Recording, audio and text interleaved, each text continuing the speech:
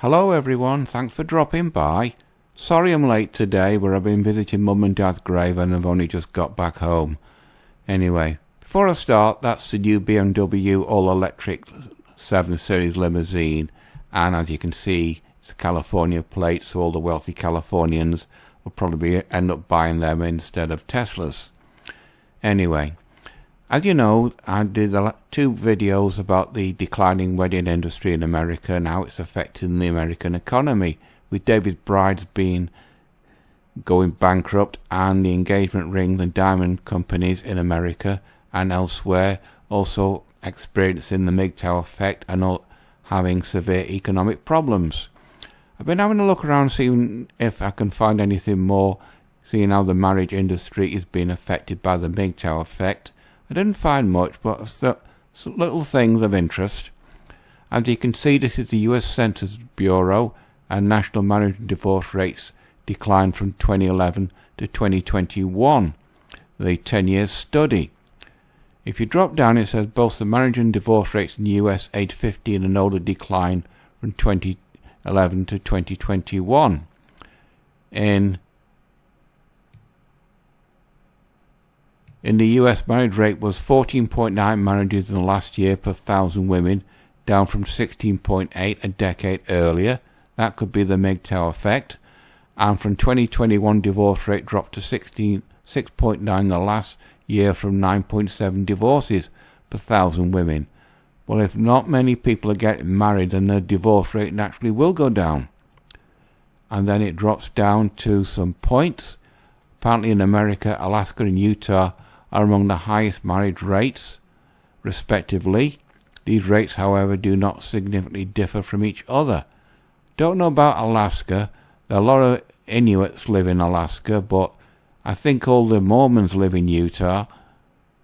I think. You tell me, I don't really know much about them. But Puerto Rico has the lowest marriage rate and divorce rates in the United States. As you know, Puerto Rico is linked to America.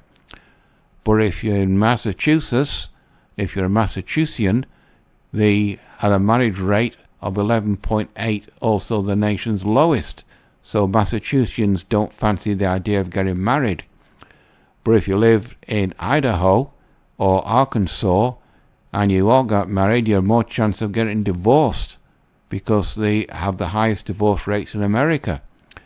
But if you're an American living in New Hampshire, they obviously like marriage because the divorce rate is only 4.3, amongst the lowest in the nation. Now, these 3 components of the visualization are the introductory tab discussing how marriage and divorce rates are calculated. And you can see marriage and divorce rates 2011, 2021. This little gap here, I should say, is the MGTOW effect. And this gap here is because people are not getting married because of the divorce rates going down. That's all the article, but the US establishment is starting to get worried because I found this on CNBC. It says, why are people not getting married anymore? This was done on July 19th, 2023. It says a record number of people in America, China, Japan and here in Britain are opting out of marriage. Decline is especially strong in the middle and working class. Well, the middle classes and the working classes are the ones which are most likely affected by the MGTOW effect, as middle and working class guys see their colleagues getting shafted in the divorce courts, so they're deciding marriage is not for me. And it says the US marriage has declined by 60% since the 1970s, while the average age for the first marriage has increased for both men and women. Well, for women, it'll be the late 20s as they see the wall approaching, so they decide they better get married quick, otherwise the guys that they want are going to go for 20-year-olds and all these women will have missed the bus. And there's a couple of big factors to play. One major factor is the changing economy. And says Brad Wilcox, Director of National Marriage Project at the University of Virginia. Now, it says governments all over the world are worried because of the economic implications. That is code for the fall in birth rate. says the next paragraph, the decline in marriage rates is turning into a demographic crisis for Japan, which is the world's third largest economy and home of the world's oldest population. But even in China, they're starting to feel the effect. By 2015, China's working population will be reduced by 10%, and not enough babies will be born to fill that gap. I will imagine that the Chinese government, the CCP, will be investing in automation to fill the gap, artificial intelligence and robotic workers to replace the 10% of the babies that are not being born. What implications that will have for the Chinese economy is anyone's guess. Same with the US economy. If not enough babies are being born to fill the US workforce, you can see increasingly means of automation. The writers' strike in Hollywood. The writers are going the same way as the croppers here in Britain in the early 19th century, when we had the cropping machinery come in and all the croppers, which were tradesmen, were suddenly null and void and not really needed.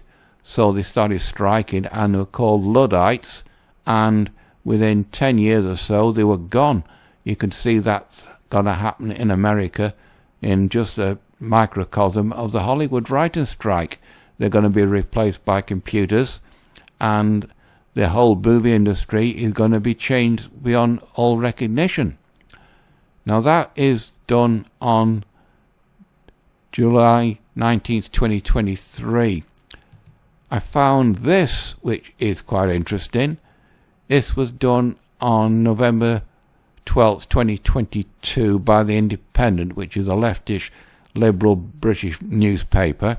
And as you can see, marriage rate set to fall by 70% by 2062. Well, that's here in Britain. I'll be 106 by then, if I'm still around at all. So it won't really affect me at all. But they think just 1 in 400 couples will get married this year. Now it goes on just about Britain. In next 2062, we'll see only 67,000 couples married compared with the 213,000 couples who married in 2019. Now, if they're going to start a family, that's only 67,000 babies compared to 213,000 babies. So the population is going to drop like a rock, and the government won't be able to do anything about it. Now, this last bit is all about MGTOW.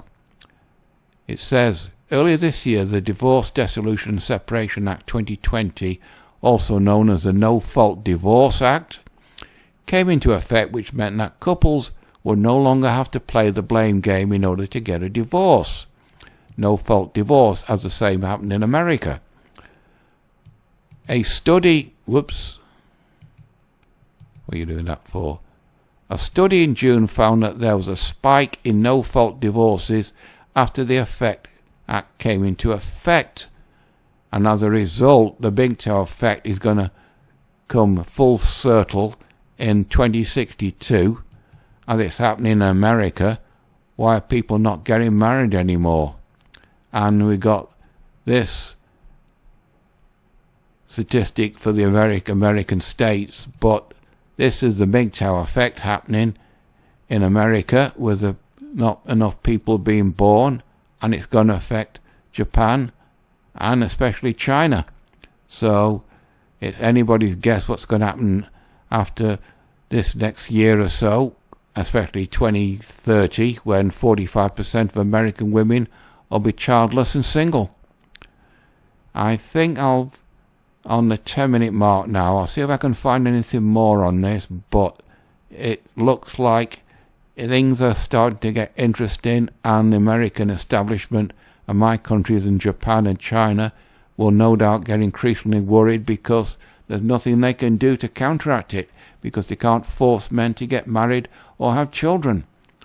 You know the routine, people. Like, dislike, comment, subscribe, and actually put all these links below. So until next Monday, that's it for this one. Bye bye.